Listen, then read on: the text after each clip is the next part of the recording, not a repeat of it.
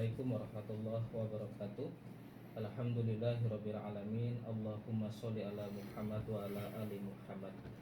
Dipancarluaskan dari Jalan Masjid Silaturahim nomor 36 Kalimanggis Cibubur Bekasi, Radio Silaturahim untuk Islam yang satu. Ikhwan dan akhwat yang dirahmati Allah Subhanahu wa taala, bagaimana kabar Anda di pagi jelang siang di hari ini? Semoga dalam keadaan sehat walafiat dan selalu dalam lindungan Allah Subhanahu wa taala, dan tak lupa semoga rahmat dan juga karunia Allah selalu menyertai kita. Ikhwan dan akhwat, di pagi hari ini kembali kita berjumpa dalam program Kesehatan Islami edisi hari Sabtu di tanggal 27 Juni 2020 bersama narasumber kita Pak Alfian dari Rumah Sehat Indonesia. Kita akan sapa beliau terlebih dahulu. Assalamualaikum warahmatullahi wabarakatuh, Pak Alfian. Waalaikumsalam warahmatullahi wabarakatuh. Sehat ya, Pak? Alhamdulillah. Masih lockdown kayaknya, Pak Alfian. Lockdown sih jalan terus sih. Lockdown. Yang tapi penting kayaknya protokolnya ini harus ya, dijalankan ya itu. karena masih pakai masker, bawa hand sanitizer. Iya dong. Karena memang new normal ya. Iya. seperti itu, ya. Tapi untuk aktivitas semua rumah sehat Aman sih. aman ya. Ya, jalan terus ya. Kita protokolnya tetap kita jalankan karena kan pasien kan banyak yang umur ya, 80, ada yang 70 ya. Jadi biar safety lah ya, kita juga pakai facelift di Rumah Sehat Indonesia Oh, ya. facelift. Ya. Khawatir nanti kita yang bawa malah. Iya. Emang kita nggak tahu ya kalau saat ini siapa yang bawa, siapa yang Ya karena bawa. dia kuat-kuat aja Iya. ya, dia kuat-kuat, dia nggak ngapa-ngapain, dia kebel ya, tapi dia bawa carrier. Tapi Itu. kan waktu itu Pak Alfian juga pernah ya ngisi buat insert di Rasil Oh iya cara ada. menjaga daya imun tubuh. Udah lama itu bulan apa ya? Itu Maret pas ya, awal-awal pas itu. awal-awal ya, Maret atau Awal-awal Februari ya, pandemi. saya lupa itu. Itu udah lama itu. Boleh nanti kalau mau nanya-nanya Oh, lagi iya, pendengar betul ya. boleh ya. Nanti kita bahas ulang, nggak Jadi apa-apa. sebenarnya tema kita di hari ini tuh agak sedikit bebas. Bebas ya. Tadi saya sudah disusun sama Pak Alfian, udah nggak usah bebas saja. Iya. Temanya apa aja silahkan gitu. Ya karena kita udah berapa bulan ya Iya. ngirim rekaman aja ya. Nah ini baru live pertama nih. Lockdown ya. Kayak 2 bulan ya, 2 bulan lebih ya. Ini 2 bulan setengah kayaknya, mau ke 3 bulan ya. Betul. Makanya. Tapi hari ini kita menekankan tentang saraf kejepit Pak Alfian ya. Ya, karena yang minggu kemarin kan saya bahas saraf kejepit. Ternyata di WA tuh banyak banget yang nanya. Ya, tapi boleh bebas. Nanti kalau mau nanya yang lain boleh ya. Jadi boleh kita hari ini melanjutkan tanya jawab tentang yang kemarin. Nanti saya review sebentar ya. Boleh juga yang lain, silakan ya yang bertanya. Biar puas yang mendengar. Gitu. Baik. Saya Agus ditemani ada Anis Mualim di meja operator Ikhwan dan Akhwat. Jadi tema kita tentang saraf kejepit, karena memang dari kemarin ini banyak pertanyaan yang masuk ke nomornya Pak Alfian ya. Di WA. Tapi kalau ingin bertanya yang lain bagaimana? Monggo silakan. Boleh, Pak Alfian ya. sudah memberikan kebebasan yang mau bertanya saja, silakan, asal masih ada waktu untuk menjawab. Insya Allah. Nanti di setting waktunya. Ya, kalau nggak cukup WA aja ya. Gitu. Jangan telepon ya, WA ya. Gitu ya. Baik Pak Alfian, monggo silakan. Oke ya, kita review sedikit ya. Iya. Bismillahirrahmanirrahim. Nah, kita akan review tentang saraf kejepit atau HNP ya. Jadi saraf kejepit merupakan suatu masalah ya yang sering terjadi dan masalah yang sangat serius ya jika tidak segera ditangani ya. Jadi nanti membahayakan untuk kesehatan. Biasa nyeri, sakit ya, ketarik ya keluhannya kalau dibiarkan ya. Nah, saraf-saraf ini seperti kawat-kawat listrik ya. Jadi dia mengirimkan informasi dari otak ke seluruh tubuh melalui tulang belakang ya. Jadi kalau kita bayangkan tulang belakang kita itu seperti paralon ya, dipotong-potong, disusun-susun ya. Nah, di paralon itu ada lubang-lubang. Nah, lubang-lubang itu yang menghantarkan ada saraf-saraf ya ke seluruh tubuh. Misalnya dari servikal itu biasanya nyerinya nanti akan ke leher atau ke pundak ya, atau lumbal. Nah, lumbal itu biasanya ke kaki ya, ketarik, terasa ketarik, dia ruku sulit ya. Nah, itu sinyal-sinyalnya biasanya ya. Nah, jadi saraf tulang belakang atau saraf kejepit adalah kejadian yang sangat umum ya, tetapi pasti tidak normal ya. Menurut penelitian 8 dari 10 orang pernah mengalami sakit tulang belakang ya. Jadi dari 10 orang kita ambil data ya, ternyata 8 orang pernah mengalami keluhan tulang belakang ya, atau nyeri pinggang atau nyeri leher dan lain-lain ya. Nah, orang-orang cenderung untuk menunggu ya sampai rasa sakit berkurang. Namun nyeri tulang belakang yang didiamkan dalam jangka lama mempercepat terjadinya kembali saraf kejepit ya. Obat untuk menutupi rasa sakit bukanlah jawaban sepenuhnya ya. Semakin awal diagnosa dan pengobatan semakin cepat menemukan bantuan. Karena obat itu hanya menghilangkan simptom ya. Menghilangkan simptom, kita sakit kepala makan obat, hilang sakit kepalanya, hanya simptom, tapi nanti akan balik lagi. Sama juga saraf tulang belakang ya. Jadi kalau misalnya dia kejepit, sakit, makan obat nyeri, hilang, tapi nanti akan kembali lagi sebelum penyebabnya kita benarkan posisinya ya. Nah, ini ada lagi penyebabnya ya, penyebab saraf kejepit. Jadi penyebab saraf kejepit ini biasanya ya yang sering terjadi adalah mengangkat beban terlalu berat ya. Jadi kapasitas dia melebihi beban yang diangkat. Misalnya orang berat badannya 70 kilo ya, biasanya 10% dari berat badan dia hanya boleh mengangkat 7 kilo. Kecuali dia atlet ya, atlet atau olahragawan, karena dia sudah terlatih, otot-ototnya sudah terlatih, itu boleh ya. Nah, terus kegemukan ya, kegemukan ini faktor juga ya, karena kegemukan ini akan menekan saraf ya. Nah, waktu saya beratnya 98 itu udah mulai kerasa di lutut ya. Naik turun tangga lumayan terasa ya. Akhirnya saya turunkan berat badan sampai 88. Ya alhamdulillah udah lumayan jauh. Tapi sekarang masih berjuang untuk menurunkan berat badan sampai di 70 kilo. Ya mudah-mudahan sukses ya. Nah, atau lagi yang ketiga adalah mengalami cedera atau trauma ya, misalnya dia jatuh dari sepeda atau dari motor ya, atau saat olahraga atau kecelakaan ya. Ada pasien saya, beberapa pasien yang dia ketabrak, ada juga ya akhirnya dia jadi skoliosis ya. Ada juga yang dia jatuh terduduk ya. Tadi barusan pagi tadi jatuh terduduk karena dia dulu pramuka, turun dari truk ya, nggak sabaran jatuh terduduk ya, barusan tadi. Jadi tadi saya nanganin 5 pasien ada hari ini karena kan saya mau siaran Mas. Jadi berapa tahun? Udah umur sih ibunya. Udah umur. Itu juga kejadian tahun 88 apa 98 tadi ya. Itu jadi kejadian udah lama. Nah efeknya baru berasa tuh yang sangat sakit sekarang tuh, sakit yang sekarang ya. Jadi efeknya udah beberapa tahun baru berasa. Tapi ya. itu bisa sembuh kalau gitu? Selama dia posisinya masih bisa kita benarkan, insya Allah nanti sakitnya udah berkurang. Itu udah bengkok, jadi di lumbalnya udah bengkok. Jadi tadi letter S ya, sudah di skoliosis, tapi derajatnya masih oke lah ya, nggak lebih dari 20 kayaknya tadi itu ya. Nah itu saya bantu dorong tadi ya itu. Nah tadi anak muda juga, dia habis dari jatuh juga, jadi ruku tuh nggak 90, jadi dia menahan Mas, kayak kira-kira berapa ya, 45 derajat ya 45 derajat lah ya, sedikit banget ya. Itu ya, nggak sampai 90. Nah tadi saya benerin udah bisa 90 sama karena jatuh juga. Kok pasien bisa nyambung kayak gitu sih? Ya semua datang dari Allah ya.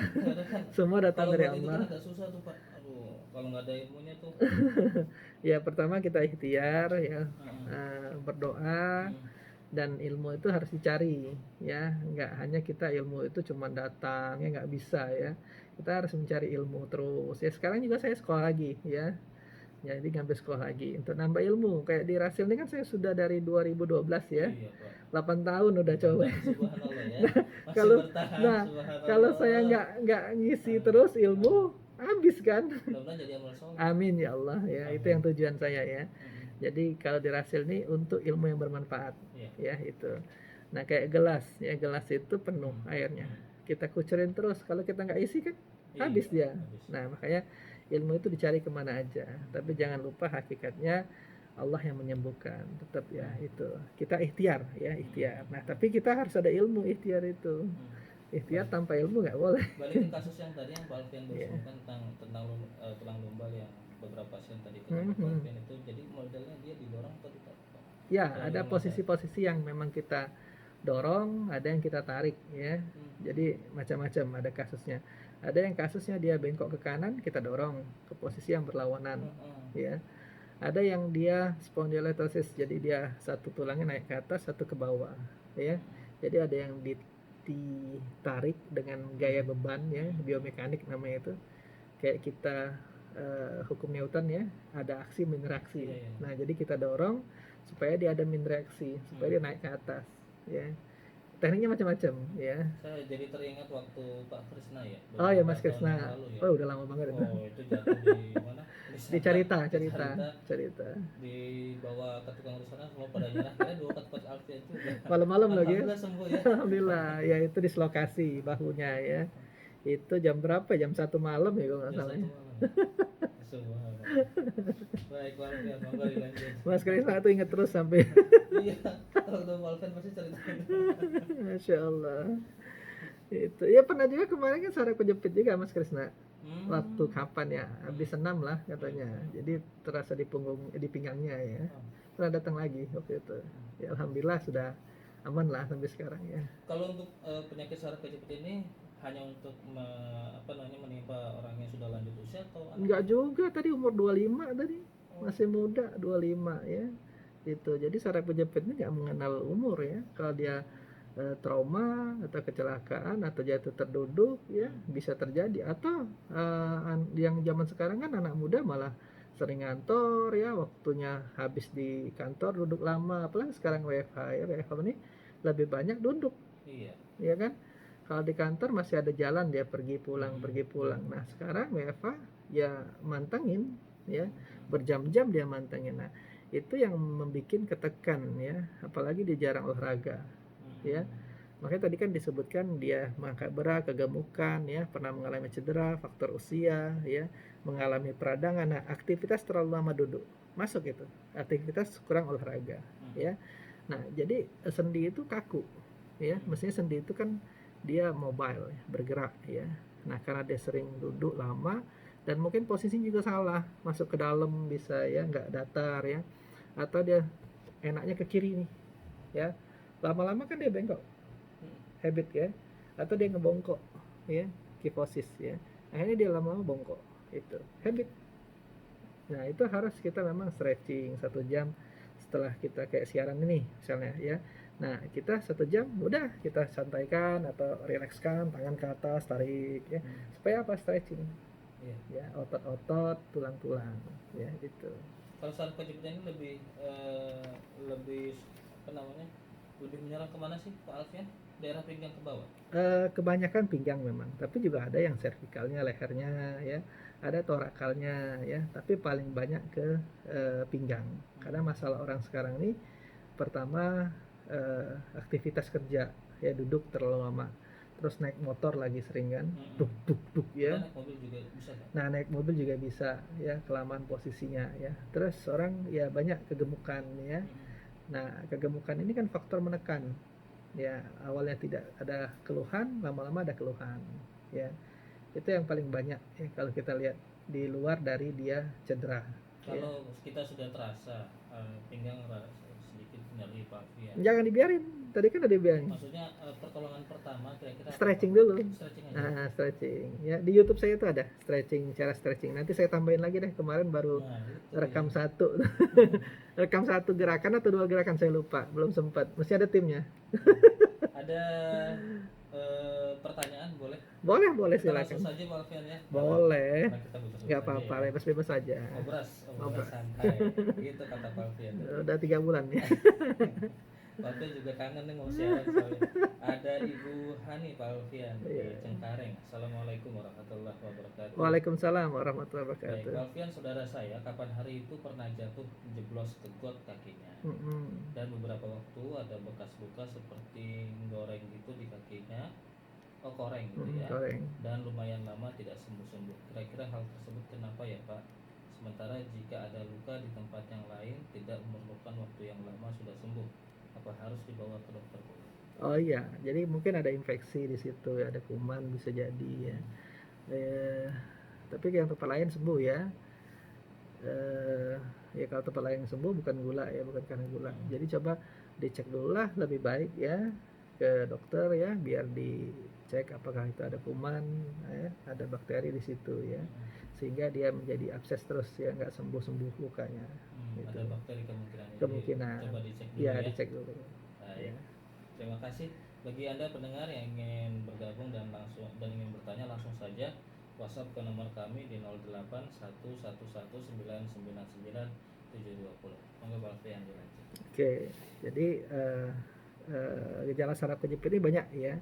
Misalnya dia saat duduk berdiri ya, ancang-ancang dulu ya. Ada juga pasien yang dia duduk berdiri harus ancang-ancang karena dia nggak bisa langsung luruskan karena dia posisi yang pinggangnya itu sakit ya. Ada lagi saat ruku, nah kayak tadi ya, pasien yang baru tadi ya, dia ruku ketarik, jadi dia nggak bisa 90 derajat ya, hanya 45 derajat lah ya itu. Nah terus dari posisi miring kanan atau kiri ya, kadang-kadang pas saat dia tidur miring kanan miring kiri dia merasakan nyeri, jadi nggak nyaman, akhirnya dia hanya terlentang ya, karena ada posisi yang menekan kemungkinan ya, tulangnya menekan saraf ya. Terus ada juga yang rasa pegel di leher ya, di belikat, di pundak. Nah itu biasanya torakalnya udah menarik ke kanan atau ke kiri ya, biasanya begitu. Nah ada lagi gejala lain ya, seperti dia mulai kebas ya, kesemutan ya, terus rasa sensasi apa ya, nyeri ya itu. Nah terus juga ada yang rasa seperti apa ya, semut-semut yang nyetrum ya, itu yang merasakan sering sakit ya. Ada juga waktu itu pasien yang karena servikalnya kejepit, jadi tangannya tuh seperti kesetrum terus, jadi dia nggak bisa luruskan sedikit aja, sebentar aja kayak apa ya, kayak kita kesetrum, kayak kita megang colokan jet gitu ya. Nah jadi rasanya mau tidur tuh susah, akhirnya dia sulit tidur ya. Nah terus bisa juga tidak merasakan kakinya ya, sudah mulai tebal baal ya, karena sarafnya udah ketekan lama ya. Terus rasa ketusuk-tusuk, kadang juga rasa ketusuk-tusuk ya, itu ada pasien juga begitu. Nah makanya kalau kita biarin makin lama dia akan tidak berasa. Nah itu yang menjadikan kelumpuhan ya, karena disitulah motorik kita ya, sensorik dari hipotalamus, dari mata kita, indera kita ya, dihantarkan ke motorik itu tulang belakang, dihantarkan dari sana ya. Nah kabel nyambungnya di situ. Nah yang nyambung kabelnya itu bermasalah, akhirnya ya itu ya, kebas segala macam ya. Nah kita bisa menangani dengan penanganan alami ya. Jadi yang kata Mas Agus tadi nanya ya, gimana nih Pak Alvan kalau kita pegel-pegel sejenak, diapain gitu, dibiarin atau diapain gitu kan. Nah kita bisa kita lakukan misalnya tempat tidur itu kita ganti dengan yang keras ya, atau datar ya. Boleh juga kita tidur di lantai, kita kasih triplek ya, kita kasih matras tipis lah ya, jangan terlalu tebal, atau kasur yang kapuk itu ya. Kasur yang kapuk. Nah itu supaya apa? Supaya tulang kita lurus lagi. Yang busa itu nggak bagus ya? Busa kan meleot.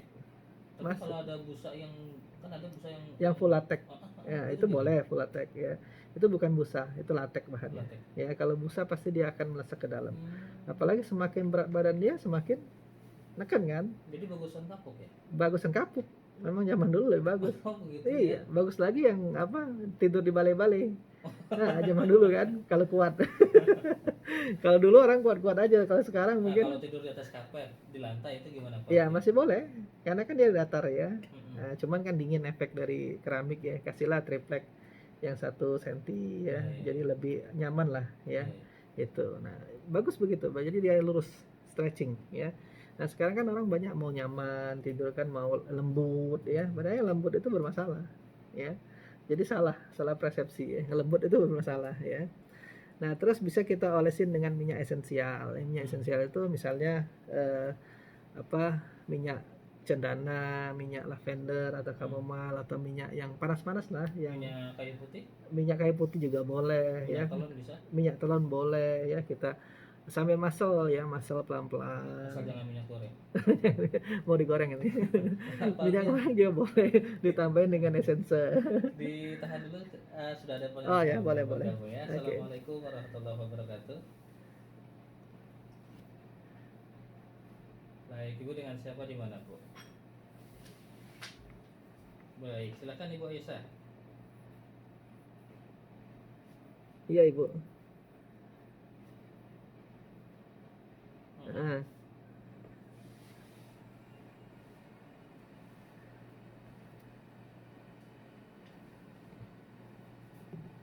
Mm-mm.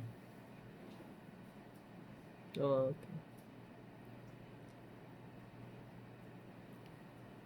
Sudah. Jatuhnya terduduk atau jatuh yang lututnya bermasalah? Oh, tapi yang sekarang bengkaknya di lutut.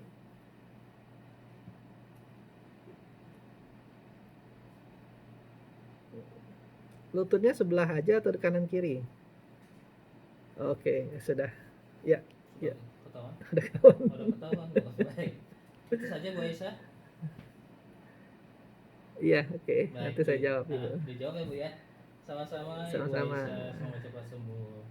Waalaikumsalam warahmatullahi Waalaikumsalam wabarakatuh. warahmatullahi wabarakatuh. Silakan. Oke. Pak Alfian. Jadi clue-nya udah ketemu ya. Oh. Jadi bukan bukan kita magic ya. Ini karena bisa karena biasa. Karena kan pasien kan udah dari 2010 ya. Jadi udah puluhan ribu pasien ya. Jadi bisa karena biasa ya. Jadi clue-nya udah dapet ya. Nah, tadi dia jatuhnya terduduk ya. Jatuh terduduk itu biasanya ke arah pinggang bermasalah atau ke arah paha ketarik ya. Nah, sedangkan yang dikeluhkan Ibu tadi lututnya ya Mas ya. Apalagi clue-nya tadi dia bengkak, ada suka bengkak dan sebelah ya. Jadi kalau menurut saya Ibu itu mungkin ada asam urat ya, kemungkinan ada asam urat. Jadi bukan karena tulang belakang ya. Coba Ibu pantangin makannya ya, yang ijo-ijo Ibu kurangin, yang boleh saja dicatat ya. Ibu cari pena, kertas ya, catat ya, atau nanti Ibu buka link saya di YouTube, ada juga pernah saya bahas asam urat ya, RM Alfian MSI ya, buka aja di YouTube, ada di situ, bisa Ibu buka kalau Ibu ketinggalan ya. Jadi yang boleh saja, karena banyak yang nggak boleh ya. Jadi yang boleh itu timun, tomat, wortel, labu siam, brokoli, sawi putih, oyong, terong ya, itu yang boleh. Yang nggak boleh itu kacang-kacangan ya, yang selain sayur tadi yang ijo-ijo, jeruan ya, seafood, udang, kerang, cumi, kepiting, teh, kopi ya, itu hindari ya. Kemungkinan asam urat ya. Dan Ibu perhatikan 10 jam terakhir makan. 10 jam terakhir makan bengkak, dia sakit, kemungkinan itu sebab makanannya ya. Jadi Ibu pantangin dulu ya. Nah, herbalnya nanti bisa Ibu gunakan yang meluruhkan kencing, karena purin itu keluar dari kencing ya. Apa itu? Bisa Ibu gunakan kumis kucing ya, daun salam ya. Daun salam untuk antiinflamasi bisa ya. Terus tempuyung, kalau ada tempuyung susah nyarinya ya. Daun salam tahu. Terus kumis kucing tahu ya kali ya. Terus sidaguri nggak tahu lagi ya. Seri boleh ya, seri ya untuk antiinflamasinya. Terus kalau nggak ada mah, boleh Ibu rebusin kedondong ya. Jadi tambahin kedondong di situ. Kedondong tuh nurunkan juga anti hiperosima ya. Terus apa lagi yang gampang ya? Bumbu dapur yang ke arah asam urat. Banyak kan sih bukan bumbu dapur ya. Ya itu aja lah, daun salam ya. Serai ya, kelor boleh ya, kelor ya. Kelor tuh untuk nyeri sendi juga ya. Terus tadi tuh apa lagi tadi Mas? Ada kumis kucing, daun salam, Kumis kucing mudah misalnya, gampang ya. kedondong, kelor.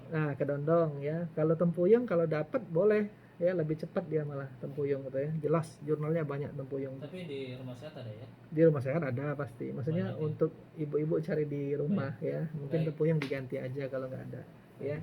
Itu yang penting pantangannya. Jadi yang masuk itu yang paling penting, karena yang masuk lebih banyak daripada yang keluar ya sudah jadi penyakit ya. Itu makanya Baik. kenapa penyakit itu mulai dari perut ya. Jadi dijaga ya pola makan. Tetap pola makan, jangan 4 sehat 5 sembarangan. Oh ini terkenal loh 4 sehat 5 sembarangan.